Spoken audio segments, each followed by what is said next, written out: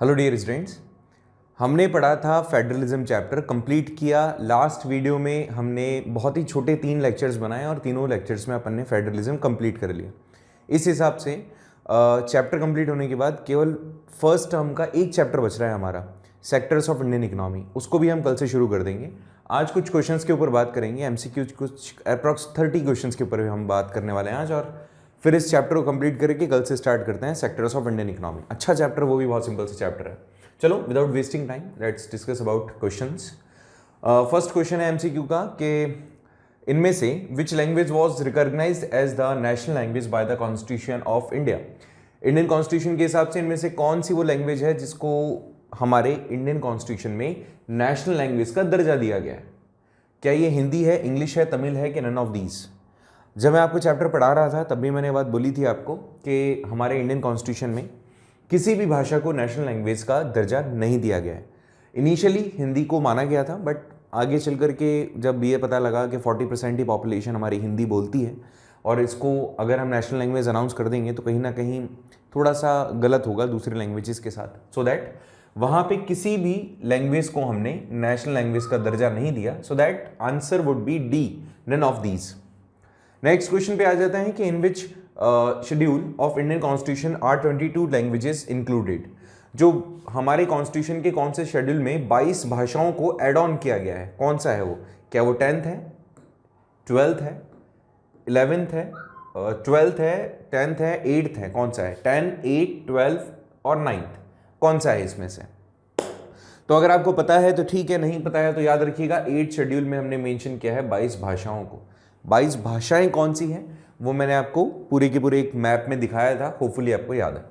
Next question कहता है कि which period saw as the rise of regional political parties in many state of the country. आप याद रखें कि यहां पर पूछा है कि रीजनल पार्टी का पावर कब से आने लगा। याद रखें, जब मैंने आपको बताया था कि कांग्रेस का डोमिनेशन खत्म होने लगा धीरे धीरे इंदिरा गांधी जी की गवर्नमेंट के बाद में, तो कॉलिजन गवर्नमेंट स्टार्ट हुआ। कॉलिजन गवर्नमेंट का कंडीशन क्या था कि अलग अलग रीजनल पार्टीज उस टाइम पर इमर्ज हो चुकी थी और जो कांग्रेस थी वो भी टूट चुकी थी बहुत सारे पार्ट्स में। ठीक है, मतलब उन्हीं में से जो उनके लीडर थे, प्रोमिनेंट लीडर, वो निकल जाते थे वहां से कांग्रेस को छोड़ करके अपनी खुद की एक नई पार्टी बना लेते थे। तो उस टाइम पर रीजनल गवर्नमेंट बहुत बन रही थी। एंड ये जो बात थी ये थी 1990 के बाद की। तो आंसर होगा ए, आफ्टर 1990। ये वाला भी गलत है, 2000 भी नहीं है, 70 भी नहीं है और 80 भी नहीं है। 90 would be the right answer, means answer number A. Next question कहता है कि which body conducts the elections to panchayat and municipalities. के म्युनिसिपैलिटीज एंड पंचायत के जो इलेक्शंस होते हैं ये कौन करवाता है? Is it election commission, state election commission, state high court और पार्लियामेंट? इनमें से कौन सा सही है? इलेक्शन कमीशन आंसर सही है, बट दिक्कत क्या है, इसने बोला है आपसे पंचायत के कौन से कराता है, मतलब लोकल गवर्नमेंट के। तो इसका मतलब हो गया किसी स्टेट की इलेक्शन करवाने के लिए जो रिस्पॉन्सिबिलिटीज होंगी वो इलेक्शन कमीशन की होगी, नो डाउट, बट वो स्टेट कमीशन ना होकर के वो होगा स्टेट इलेक्शन कमीशन। यहां पर ये जो इलेक्शन कमीशन है ये सेंट्रल लेवल पे काम करने वाली बॉडी है, लेकिन स्टेट इलेक्शन कमीशन हर एक लोकल गवर्नमेंट को कंडक्ट कराता है। तो अगर ऑप्शन ये नहीं होता, इलेक्शन कमीशन ही होता और इसकी जगह कुछ और दे देता, तो यहां पर फिर इलेक्शन कमीशन कर सकते थे, बट यहां पर रिकॉग्नाइज इसने किया है, स्टेट इलेक्शन कमीशन मेंशन किया है, so you need to go with B. Next आ जाता है कि जो रूरल गवर्नमेंट है इज पॉपुलरली नोन एज, जो रूरल लेवल पे गवर्नमेंट होती है इसको क्या कहा जाता है? इज इट जिला परिषद, पंचायत समिति, पंचायती राज या नन ऑफ द अबव? तो इसको कहा जाता है पंचायती राज। ऑफ कोर्स तुम जानते हो पंचायती राज के अंदर इंक्लूड करते हैं हम रूरल एरियाज़ में और जो अर्बन एरियाज़ में हो रहे लोकल बॉडीज़ के इलेक्शंस हैं उन्हें। तो पंचायती राज के अंदर म्यूनिसिपैलिटीज़ एंड पंचायत इलेक्शंस को हम कंक्लूड करते हैं। So you need to go with C would be right answer, panchayati raj system. Class 8 में पढ़ा था, आपको शायद याद हो तो। Now let's see the question number 6। Question 6 क्या कहता है? 6 बोलता है कि which of these is incorrect based, अच्छा, which of these is incorrect based on the constituent amendment 1992। Constitution amendment है, सॉरी, कॉन्स्टिट्यूशन अमेंडमेंट 1992 के अंदर से नीचे ये 4 ऑप्शंस दिए हुए हैं, चारों में से कोई एक ऑप्शन गलत है। अच्छा, तो क्या है? पहले आंसर में पहले ऑप्शन के अंदर कहता है कि 1/4 of positions are reserve for women. दूसरा है कि regular election should be held to the local government. तीसरा है seats are reserve for ST, SC, OBCs categories. और फोर्थ है state election commission look also they electing. Okay ठीक है, अब इनमें से कौन सा है? तो देखिए आपने कभी भी ये नहीं सुना होगा कि 1/4 पोजीशन है विमेंस की। मैंने जब पढ़ाया था आपको तब भी ये कहा था कि 1/3 पोजीशन होनी चाहिए। सो इलेक्शन के अंदर जो रिजर्वेशन है विमेन के लिए वो 1/3 है, 33% के अप्रोक्सीमेटली है। तो ऑप्शन ए मुझे बिल्कुल गलत लग रहा है, तो आपको भी ए के साथ ही जाना चाहिए, और बाकी सारे ऑप्शन 1992 के अमेंडमेंट के हिसाब से बिल्कुल करेक्ट है। ये सारी चीज़ें रिजर्वेशन को रिव्यू जब किया गया था तो ये सारी चीज़ें सीट्स वगैरह वहाँ पर रखी गई थी। ठीक है, चलिए तो ऑप्शन ए के साथ आप जाएंगे, ऑप्शन ए बिल्कुल सही होगा। नेक्स्ट है, इसने कहा कि पीरियड टू 1993 की शुरुआत से 1993 तक की अगर अपन बात करते हैं तो बेल्जियम का जो कॉन्स्टिट्यूशन था वो था किस टाइप का? नीचे दिए हुए ऑप्शंस में से कुछ ऑप्शंस आपको बताने, हो सकता है एक सही हो सकता है a group of answers must be right. So क्या ये यूनिटरी था इनिशियली? अच्छा ये और सुनो, इसने कहा है कि शुरुआत से लेकर 1993 तक। अच्छा बात सुनना कि हमने टॉपिक पढ़ा था चैप्टर नंबर 1 में कि 1970 टू 1993 के बीच में बेल्जियम के कॉन्स्टिट्यूशन में लगभग 4 बार चेंजेस हुए थे। ये तुमने पढ़ा था chapter number 1 power sharing civics. तो वही चीज इसने पूछा है कि शुरुआत से लेकर 1993 तक बेल्जियम के कॉन्स्टिट्यूशन में क्या क्या बदलाव हुए। ये यूनिटरी नेचर का था, बिल्कुल पहले था। फेडरल नेचर का, बिल्कुल। Power of regional government could be taken by the central government, ये तो कभी नहीं हुआ। In several matters the regional government were dependent over the central government, regional matters were dependent over the central government, ये भी ठीक है answer. अब ये सही नहीं कि सेंट्रल गवर्नमेंट कभी भी पावर ले सकता है रीजनल गवर्नमेंट से, ये चीज नहीं हो सकती। अच्छा पहला दूसरा चौथा जहां पर है वो राइट आंसर होगा। पहला दूसरा चौथा, पहला दूसरा चौथा, ओके यहां कहीं भी नहीं है, इसका मतलब है एक ऑप्शन मुझे यहां गलत सा दिख रहा है, तो आप उसको बना सकते हो, वो कहीं नो डाउट वो ऑप्शन यहां पर कर लीजिएगा कि इसमें से पूछा है इसने करेक्ट वाला, कि इसमें से करेक्ट ऑप्शन है, तो पहला भी सही है, दूसरा भी सही है, चौथा भी सही है, तो करेक्ट आंसर यहां हमें पता चल गया, दिख गया। ठीक है ओके, तो राइट आंसर यहां पे हमें दिख गया है C would be right. Okay next question पे आ जाते हैं। नेक्स्ट क्वेश्चन क्या कहता है, लेट्स सी। देखिए भैया, इसने कहा कि how is present Belgian constitution is different from the previous one. मैंने कहा 1993 तक 4 बार कॉन्स्टिट्यूशन में बदलाव किया गया, और फिर आज जो आप बेल्जियन कॉन्स्टिट्यूशन देख रहे हैं वो आपको देखने को मिल रहा है। ठीक है, एंड दैट इज राइट, बिल्कुल करेक्ट है, परफेक्ट है। इसने बोला है कि आज का पहले वाले से कैसे है, तो now the Belgium has federal form of government, many power of the central government has been given to the regional government. फिर नेक्स्ट क्वेश्चन, नेक्स्ट आपका जो ऑप्शन है वो कहता है, देखिए नेक्स्ट ऑप्शन कहता है कि जो रीजनल गवर्नमेंट है are not answerable to the central government या ऑल ऑफ दीज। ओके अब देखो भाई, आप याद करो जब बेल्जियम के कॉन्स्टिट्यूशन के अंदर हमने बदलाव किया तो वहां पर क्या किया, सेंट्रल लेवल पे अलग गवर्नमेंट, कैपिटल के अंदर अलग गवर्नमेंट, स्टेट्स के अंदर अलग गवर्नमेंट, लोकल गवर्नमेंट अलग, रीजनल गवर्नमेंट अलग, ये सारा सिस्टम हुआ था। तो इसमें तो कि वहां पे फेडरल फॉर्म ऑफ गवर्नमेंट है, बिल्कुल सही बात है, सेंट्रल गवर्नमेंट से पावर लेके रीजनल गवर्नमेंट को दे दी गई है, ये भी सही है। The regional government are not answerable, ये भी बिल्कुल सही है कि रीजनल गवर्नमेंट के अब बार बार उसको जवाब नहीं देना पड़ेगा। सो ऑल ऑफ दीज, ये सारे ऑप्शंस जो हैं हमारे सामने, ऑल आर राइट, बिल्कुल सही हैं सारे। So you need to go with D. आ जाइए क्वेश्चन नंबर 9 पर। ये थोड़ा सा बड़ा हो गया, पहले तो इसको एक बार सही लेवल पे लेकर आते हैं। चलिए देखिए क्वेश्चन नंबर 9।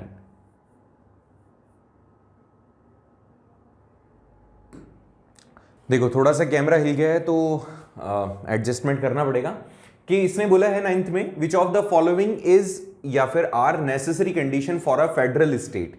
इनमें से कौन सी वो कंडीशंस हैं जो किसी फेडरल स्टेट के लिए जरूरी हैं। द फर्स्ट इज रिटन और रिजिड कॉन्स्टिट्यूशन, के रिटन में होना चाहिए, रिजिड होना चाहिए, जिसको फ्लेक्सिबल बार बार चेंज ना कर सके, ये भी जरूरी है, अच्छी बात है, कॉन्स्टिट्यूशन होना चाहिए। नेक्स्ट है 2 और more level of the government having the separate power mentioned in constitution, right. Next इसने कहा है कि the central government can dismiss the regional government in case of emergency. Okay, ये तो कोई जरूरी नहीं है कि इमरजेंसी तो फिर तो कभी भी लगा देंगे। फेडरल फॉर्म के लिए इसने बोला जरूरी कंडीशंस, तो ये तो जरूरी नहीं है। ठीक है, नेक्स्ट है constitution provision related to the federal feature can not be amended unitarily by the central legislature, ये भी बात सही है। इसने कहा है कि कॉन्स्टिट्यूशन जो प्रोविजंस हैं वो रिलेटेड होने चाहिए फेडरल फीचर से, कि सेंट्रल गवर्नमेंट उसको चेंज ना कर सके, मतलब बार बार चेंजेस ना कर सके बिना मतलब अपनी मर्जी से। तो ठीक है, ये बात भी सही है कि इन शॉर्ट फोर्थ वाले में ये कह रहा है कि सेंट्रल गवर्नमेंट अपनी मन मर्जी से सारी चीजें चेंज ना करे। ओके, तो राइट आंसर यहां पर 1, 2 एंड 4 है, तो बी में मुझे दिख रहा है 1, 2 एंड 4। ओके, चलिए नेक्स्ट है। नेक्स्ट इसने कहा है कि which of the following statement is incorrect. Okay, 25% only 25 country in the world having the federal political system, right? Following is incorrect. Okay, federal country constitute 40% of the world's population. Federal countries constitute 40%, ये भी सही है। Most of the large countries of the world having federations, right? Australia is the largest federal state in the world. No, ये नहीं, ठीक है। Australia के अलावा बहुत सारी है, इवन ऑस्ट्रेलिया से बड़ी तो हमारा ही फेडरल स्ट्रक्चर है, ऑस्ट्रेलिया से बड़ा तो हमारा ही फेडरल स्ट्रक्चर है। ओके, तो यहां पर राइट आंसर क्या हो रहा है हमारे लिए? राइट आंसर हो रहा है आपका डी। नेक्स्ट आ जाइए। नेक्स्ट क्वेश्चन क्या कहता है 11, क्या कहता है 11 क्वेश्चन नंबर, वो कहता है कि in case of dispute between the central government and state government in federal structure which of the following plays and role of neutral umpire. मतलब आप ये देखो, इसको जब मैंने पढ़ाया था तुम्हें तब भी बताया था कि अगर सिटीजन टू स्टेट गवर्नमेंट हो रहा है तो high court will interfere, citizen to citizen हो रहा है तो वो प्रोसेस होता है कि district court, then high court and then supreme court. State to state होता है तो दोनों स्टेट्स के हाई कोर्ट, और स्टेट गवर्नमेंट और सेंट्रल गवर्नमेंट होता है तो फिर वहां पर सुप्रीम कोर्ट और हाई कोर्ट के बीच में चलता है काम। तो इसने क्या पूछा है? Central government and state government के पूछा है, तो इसमें हायर कौन है? अपेक्स कोर्ट होगा, तो of course supreme court would be the right answer. Parliament interfere नहीं करती है कभी भी कोई डिस्प्यूट्स की बात आती है, तो प्रेसिडेंट भी नहीं कर सकते हैं, प्रेसिडेंट लास्टली करेंगे अगर सुप्रीम कोर्ट की बात भी नहीं मानी जा रही है तो फिर प्रेसिडेंट ऑर्डर देते हैं, पार्लियामेंट कभी कुछ नहीं कर सकती है ऐसा, ठीक है। तो C would be the right answer. Let's see the question number 12। Question 12 क्या कहता है? देखिए क्वेश्चन 12 कहता है कि which of two of the following are basic condition for successful working of federalism, कि इनमें से कौन सी वो कंडीशंस हैं। अब देखो कितना अजीब सा है ना, इसने बोला है विच टू, अब दो पूछ रहा है, अच्छा दो दे रखी है, बिल्कुल गलत कहां बोल रहा है, सही बोल रहा है कि which two of the following are basic condition for successful working of federalism. Federalism के सक्सेसफुल होने में इनमें से कोई दो वो कंडीशंस बताओ जो जरूरी हो।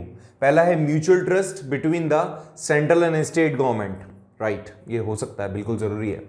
N agreement to living together, ये भी हो सकता है। इंडिपेंडेंट कोर्ट, ये भी हो सकता है। और फिर है equal share of each state in parliament. ये कैसे पॉसिबल है? ये तो नहीं हो सकता, चलो भाई ये नहीं हो सकता, तो और क्या हो सकता है? Independent court, working of federalism. अच्छा भाई ये समझो आप, पहली चीज इसने कहा है म्यूचुअल ट्रस्ट भी जरूरी है, स्टेट गवर्नमेंट भी जरूरी है, और एक साथ रहने के लिए ये भी जरूरी है बात, ठीक है। तो इसमें देखो ऑप्शन तो वैसे देखा जाए तो ये भी ठीक है, ये भी ठीक है, लेकिन अपने को कोई दो कंडीशंस बतानी है, ठीक है। ये वाला आप थोड़ा सा एक बार क्या कर सकते हो, इसको नेग्लेक्ट कर सकते हो। क्यों कर सकते हो नेग्लेक्ट? कि एग्रीमेंट टू लिव टुगेदर, ये जरूरी नहीं है ना कि एग्रीमेंट कर लिया आपने और इसका मतलब है कोई बाहर जा ही नहीं सकता, तो ये कहीं ना कहीं नेगेटिव इंपैक्ट है। लेकिन हाँ, इंडिपेंडेंट कोर्ट जरूरी है, अदरवाइज तो ये म्यूचुअल ट्रस्ट यहाँ क्रिएट ही नहीं हो पाएगा। So you need to go with B, जिसके अंदर पहला और तीसरा ऑप्शन सबसे ज्यादा एक्यूरेट, ठीक है। हालांकि ऑप्शन नंबर 2 गलत नहीं है, ऑप्शन नंबर 2 इसके लिए एक्यूरेट नहीं है बस, ठीक है, क्योंकि यहाँ फेडरलिज्म के बारे में कह रहा है कि सक्सेसफुली वो वर्क कर पाए, तो इसके लिए ये वाला तो सक्सेसफुली के लिए जरूरी नहीं है, लेकिन ये जरूरी हो जाता है कि डिस्क्रिमिनेशन ना हो। तो यहाँ पे 1 and 3 वुड बी राइट, तो बी आंसर जो होगा वो बिल्कुल सही होगा। फिर इसने ये भी कहा है कि federalism best form of the government for, federalism best form of the government है किसके लिए? तो ऑब्वियसली ये तो साफ जाहिर सी बात है कि लार्ज कंट्रीज के लिए भी है और डाइवर्स पॉपुलेशन के लिए भी है, तो यहां पर आंसर सही होगा आपका C, both A and B. Okay, तो ये वाला ऑप्शन सही है। नेक्स्ट देखिए, नेक्स्ट क्या कहता है कि state government has power of its own and it is not answerable to the central government, such type of government is called federal form. Federal form कहा जाएगा। अब पूरा चैप्टर ही हमने पढ़ा है कि आंसरेबल नहीं होगा, लेकिन हाँ जब जरूरत पड़ेगी तब पूछ सकते हैं, लेकिन आंसरेबल नहीं होगा इसका मतलब ये है कि the things the subjects which are mention in state list and state list में जो मेंशन है and government state government is performing all such task, तो उनको बार बार बताने की जरूरत नहीं है, उनके लिए बार बार उनको अवेयर करने की जरूरत नहीं है। तो यहां पर जो आंसर होगा हमारा B would be the right answer. ठीक है, नेक्स्ट क्वेश्चन के ऊपर बात करते हैं और देखते हैं। Unitary government is different from federal because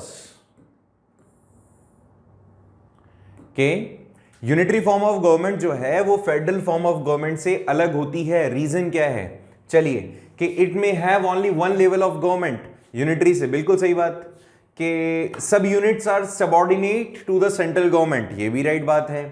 कि the central government can pass order to all the state government, ये भी सही है। तो राइट आंसर मेरे हिसाब से क्या तुम्हें पता ही ये बात, तो राइट आंसर यहां होगा डी। ओके, फिर नेक्स्ट है कि इनमें से कौन सी स्टेट, कौन सा नेशन एक फेडरल स्टेट नहीं है? ओके, जर्मनी के अंदर, अच्छा जर्मनी तो है भैया, जर्मनी तो है, क्योंकि इसमें 39 कॉन्फेडरेशन बन गई थी उसी टाइम पर, नेपोलियन वाले टाइम पर ही, तो ये तब से वैसे ही चल रही है। साउथ अफ्रीका में भी है, रशिया में भी है, फ्रांस में नहीं है, फ्रांस में यूनिटरी है। फ्रांस में ऐसा कुछ कंडीशन नहीं है, फ्रांस में यूनिटरी है। रशिया राइट है, साउथ अफ्रीका राइट है, जर्मनी राइट है। ठीक है, तो इसमें सही आंसर होगा आपका डी। आ जाइए नेक्स्ट पे, क्वेश्चन नंबर 17 क्या कहता है? 17 कहता है कि which of the following is a significant feature of a federal government. Federal government का एक बहुत ही इंपॉर्टेंट फीचर है, इनमें से कौन सा? तो देखिए, ऑप्शन ए कहता है elected officials exercises supreme power in the government. National government gives some power to the provincial government. Okay, power is distributed among the various organs of the government, ये भी बहुत सही। और government power is divided between the different level of the government, ये भी ठीक है। चलो अब एक बार क्वेश्चन, जब चारों ही ऑप्शन अपने को ठीक लग रहे हैं तो कुछ ना कुछ तो गड़बड़ है दया। तो देखो इनमें कौन सा है कि which of the following is significant feature of federal government. ठीक है, इसमें से पहला कि elected official exercise supreme power in the government. Elected official exercise करते हैं सुप्रीम पावर गवर्नमेंट के अंदर, ठीक है। National government gives the some power to provincial government, ये भी ठीक है। Power is distributed among the various organs of the government, ये भी ठीक है। Governmental power is divided between different level of the government. Different government power is divided between different levels of the government. Government power is divided, मेरे को ये option थोड़ा सा गलत लग रहा है, बाकी तो सारे ठीक लग रहे हैं। Significant feature, okay okay okay okay okay, देखो भाई ये वाला ऑप्शन भी ठीक है, ये वाला भी ठीक है, ये वाला भी ठीक है। अब लेकिन इसमें पूछ रहा है इसने सिग्निफिकेंटली, सारे फीचर्स तो हैं, सारे ऑप्शन तो राइट हैं, बट सबसे ज्यादा इंपॉर्टेंट कौन सा है ना, ये पूछ रहा है ना, तो यही वाला होना चाहिए कि गवर्नमेंट की जो पावर है वो अलग अलग लेवल पे डिवाइड होती है। यही तो सबसे बड़ा है किसका, फेडरल स्ट्रक्चर का, कि भैया 3 लेवल होंगे ना, 3 टायर ऑफ गवर्नमेंट, कि सेंट्रल गवर्नमेंट होगी। ऑप्शन चारों सही हैं। सबसे प्रोमिनेंट कौन सा है, तो स्टेट गवर्नमेंट भी होगी और लोकल लेवल पर भी होगा। तो राइट आंसर तो बेटा चारों ही हैं, but the D would be significant. ठीक है, तो you must go with D. Next option आ जाता है आपके पास में कि इनमें से कौन सा देश है जहां पे unitary, which of the following is not a unitary state. इनमें से कौन सा वो स्टेट है जहां पे यूनिटरी गवर्नमेंट काम नहीं करती है। तो इनमें से कौन सा है? ऑप्शन ए बोलता है जापान है, दूसरा है इंग्लैंड, तीसरा ब्राजील और चौथा है आपका D Bangladesh. Unitary state, which of the following is not a unitary state. बाकी सारी यूनिटरी हैं, एक नहीं है। ओके, तो इसमें से ब्राजील यूनिटरी नहीं है, ठीक है, वहां फेडरल स्ट्रक्चर है, ये याद रखें, वो यूनिटरी स्टेट नहीं है। ठीक है, तो Brazil would be the right answer. Next है the balance of power between the central government and state government in federalism mainly depends on, के बैलेंस ऑफ पावर जो सेंट्रल गवर्नमेंट और स्टेट गवर्नमेंट के बीच में होती है, इनमें से कौन सी चीज पे वो डिपेंडेंट होती है? क्या एथनिक कंपोजिशन पे होती है, क्या हिस्टोरिकल कॉन्टेस्ट में होती है?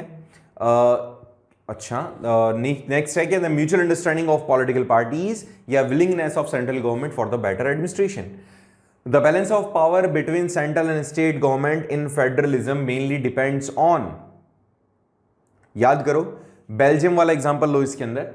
बेल्जियम के अंदर जब हमने स्टेट गवर्नमेंट को पावर सेपरेट की थी तो हमने क्या किया था, क्या चीज देखी थी कि भैया हमारा हिस्ट्री क्या रहा है, तो हिस्टोरिकल कंटेस्ट क्या रहा है इसका, इस चीज को दिमाग में रख कर के ही बैलेंस ऑफ पावर किया जाता है।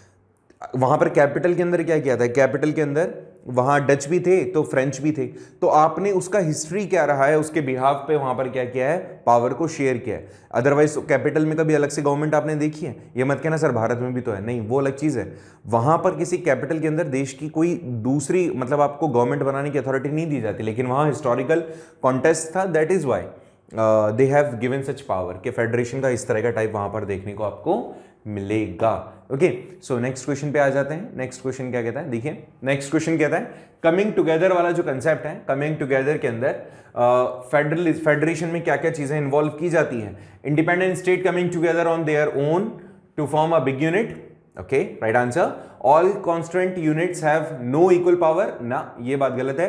The central government is more powerful than the state government, ये तो कतई गलत है। The state government are as strong as the federal government, बिल्कुल सही है। तो पहला और चौथा सही है, तो इसमें से ऑप्शन ए बिल्कुल सही दिख रहा है मुझे, पहला और चौथा वाला, तो इसमें पहला और चौथा A option is the right answer.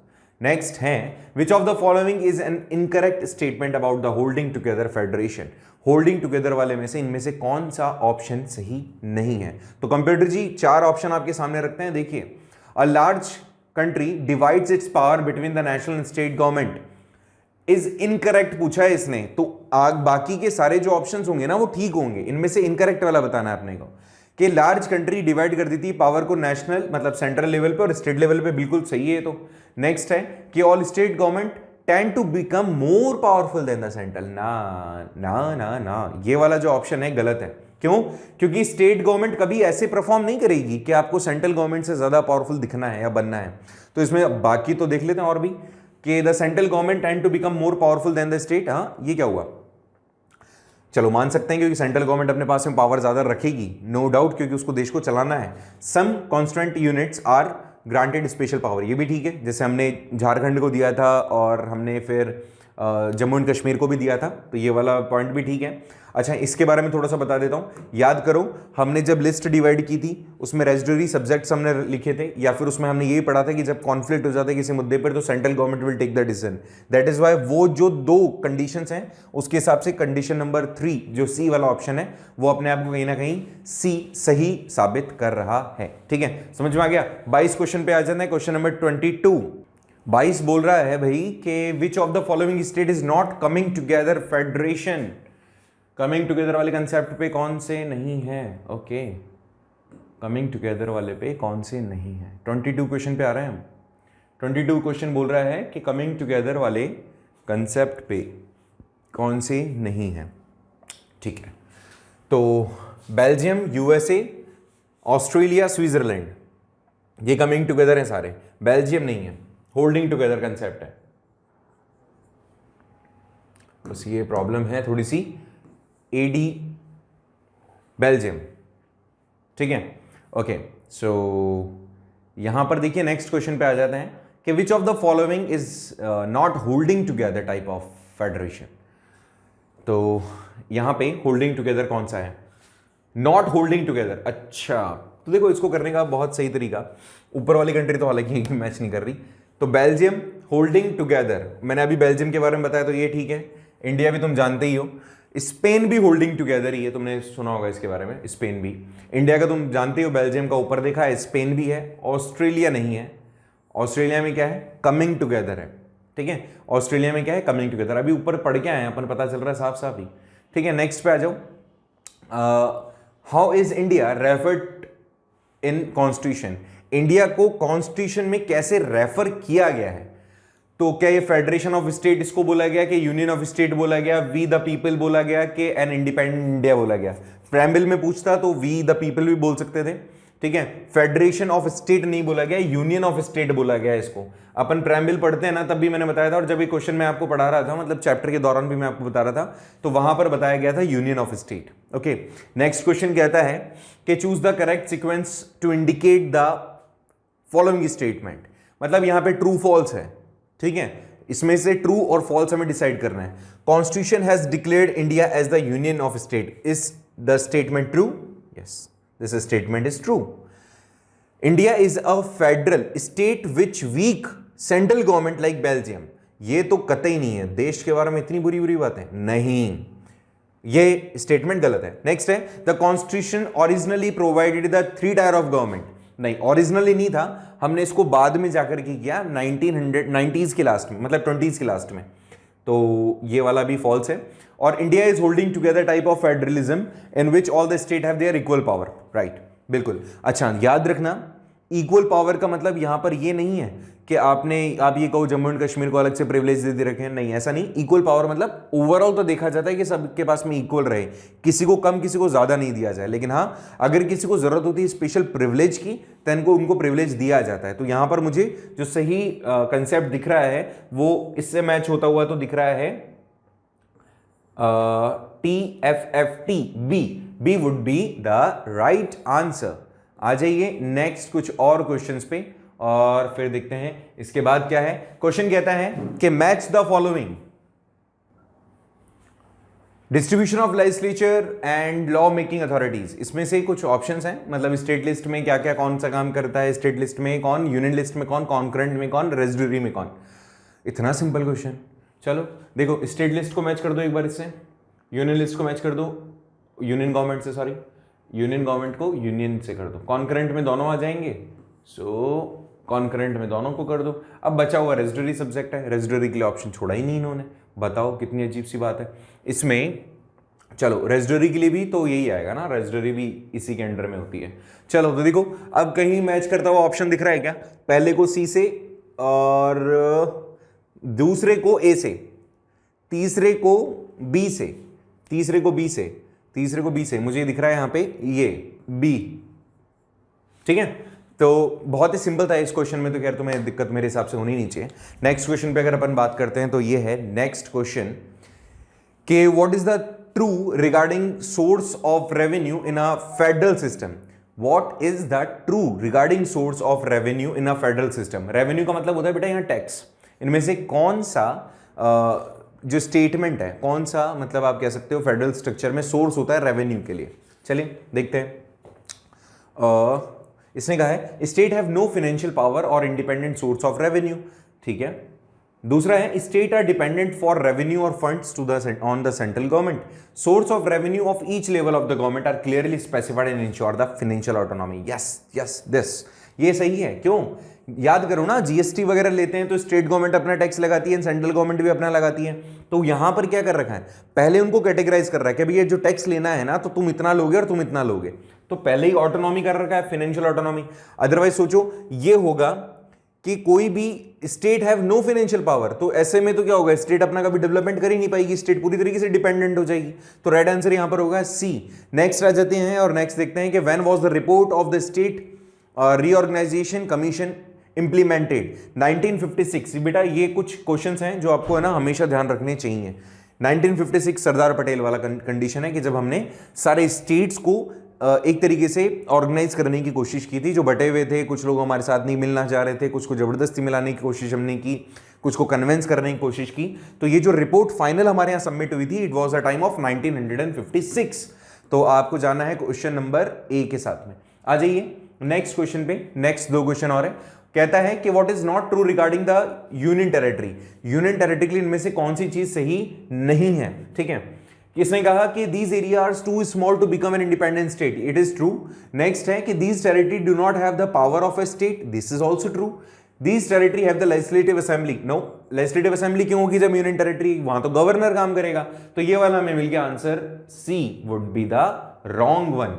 Okay, इसके हिसाब से सी को आपको क्या करना पड़ेगा, मार्क करना पड़ेगा। नेक्स्ट है which is not true regarding changing in power sharing arrangements between the central government and state government. ये टीटी कुछ नहीं है ना, स्टेट आ जाएगा, सेंट्रल एंड स्टेट्स।